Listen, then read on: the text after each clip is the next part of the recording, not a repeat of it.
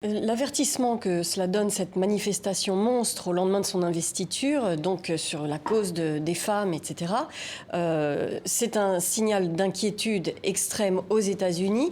Mais vous disiez qu'il était l'illustration d'un courant mondial, en fait, d'une sorte de réaction conservatrice. Est-ce que vous trouvez qu'ici aussi, en Europe, on a de quoi s'inquiéter sur ce type de sujet Pour compléter la question de Sophie, oui. Il y a une manifestation contre l'avortement aujourd'hui en France. Bien sûr, et je trouve que c'est assez salutaire, si vous voulez, de voir partout en Europe, en France, mais aussi partout en Europe, des femmes qui disent « c'est pas possible ». Et donc, ces populistes sont obligés de tenir compte de l'état des opinions publiques.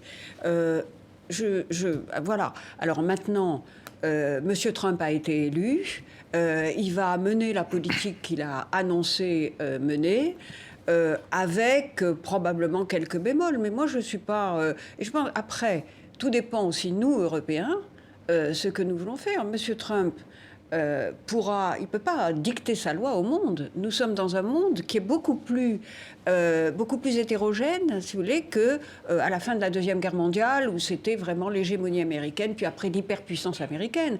Aujourd'hui, je ne vois pas comment M. Trump peut dicter sa loi à la Chine.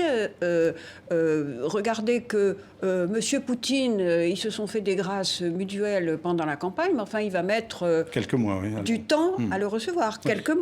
C'est quand même assez révélateur.